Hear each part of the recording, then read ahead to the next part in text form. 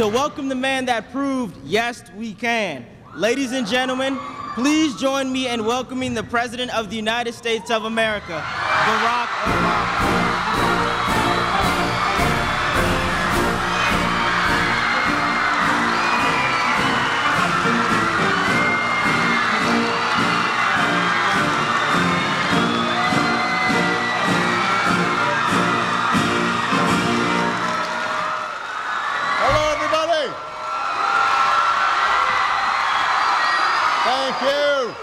Thank you. Thank you, everybody. All right, everybody go ahead and have a seat. How's everybody doing today? How about Tim Spicer?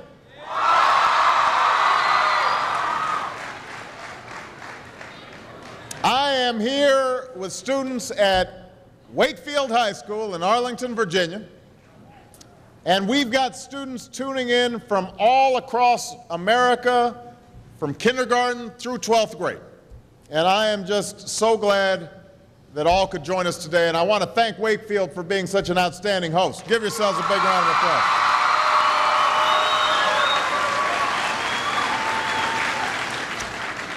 Now, I know that for many of you, today is the first day of school. And for those of you in kindergarten or starting middle or high school, it's your first day in a new school, so it's understandable if you're a little nervous. I imagine there's some seniors out there who are feeling pretty good right now, with just one more year to go.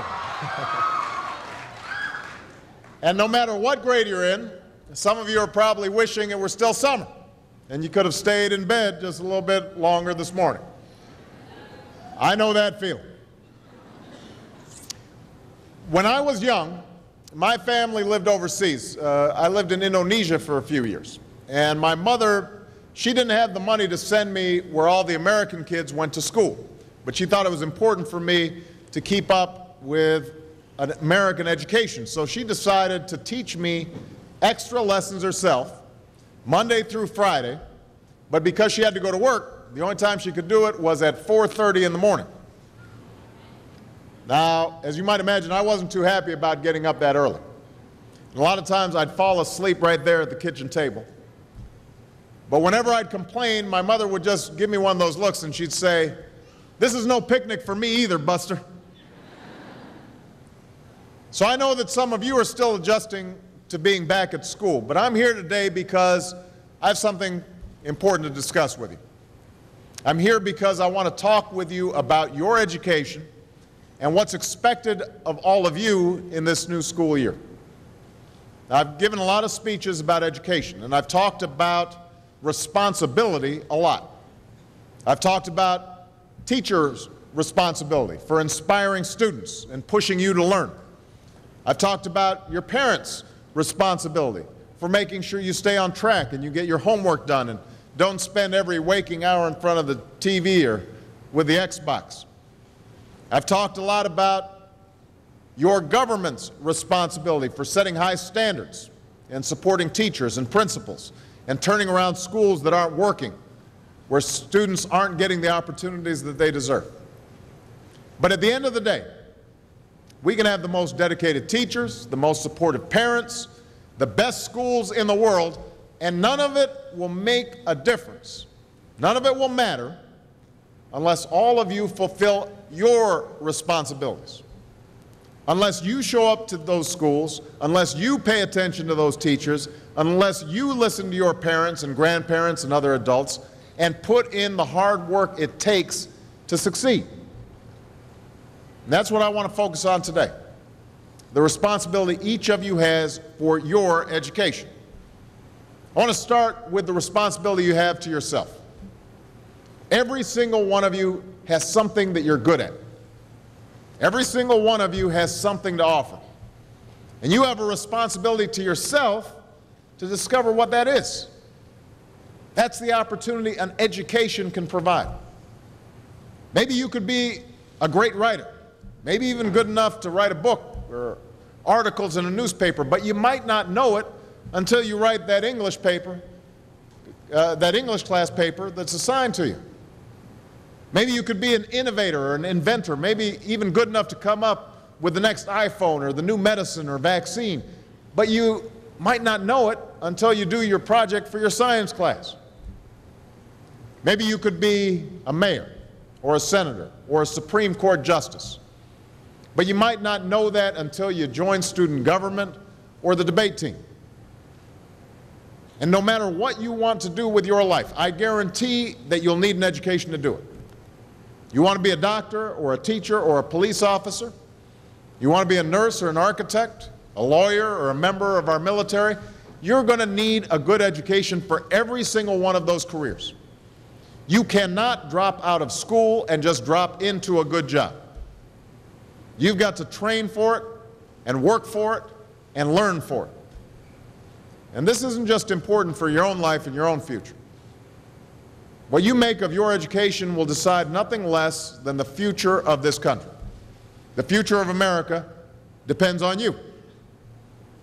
What you're learning in school today will determine whether we as a nation can meet our greatest challenges in the future.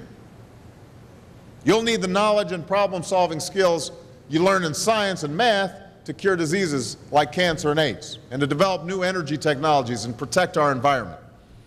You'll need the insights and critical thinking skills you gain in history and social studies to fight poverty and homelessness, crime and discrimination, and make our nation more fair and more free. You'll need the creativity and ingenuity you develop in all your classes to build new companies that will create new jobs and boost our economy. We need every single one of you to develop your talents and your skills and your intellect so you can help us old folks solve our most difficult problems. If you don't do that, if you quit on school, you're not just quitting on yourself, you're quitting on your country. Now, I know it's not always easy to do well in school. I know a lot of you have challenges in your lives right now that can make it hard to focus on your schoolwork. I get it. I know what it's like.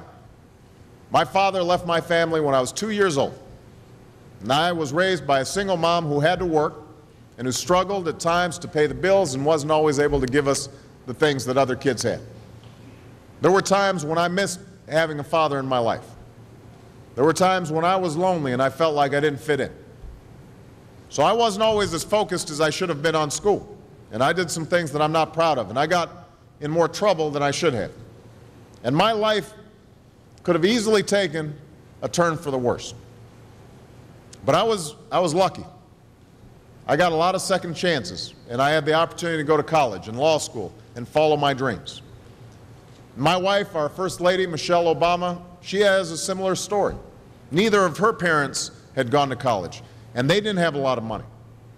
But they worked hard, and she worked hard so that she could go to the best schools in this country. Some of you might not have those advantages. Maybe you don't have adults in your life who give you the support that you need. Maybe someone in your family has lost their job and there's not enough money to go around. Maybe you live in a neighborhood where you don't feel safe or have friends who are pressuring you to do things you know aren't right.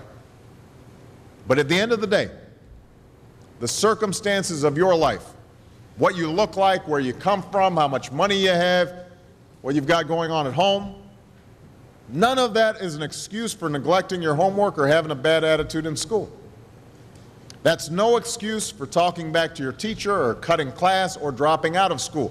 There is no excuse for not trying.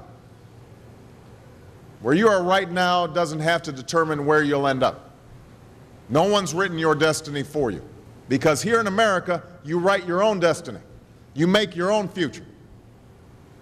That's what young people like you are doing every day all across America. Young people like Jasmine Perez from Roma, Texas. Jasmine didn't speak English when she first started school. Neither of her parents had gone to college. But she worked hard, earned good grades, and got a scholarship to Brown University, as now in graduate school studying public health, on her way to becoming Dr. Jasmine Perez. I'm thinking about Andoni Schultz from Los Altos, California, who's fought brain cancer since he was 3. He's had to endure all sorts of treatments and surgeries, one of which affected his memory, so it took him much longer, hundreds of extra hours, to do his schoolwork. But he never fell behind.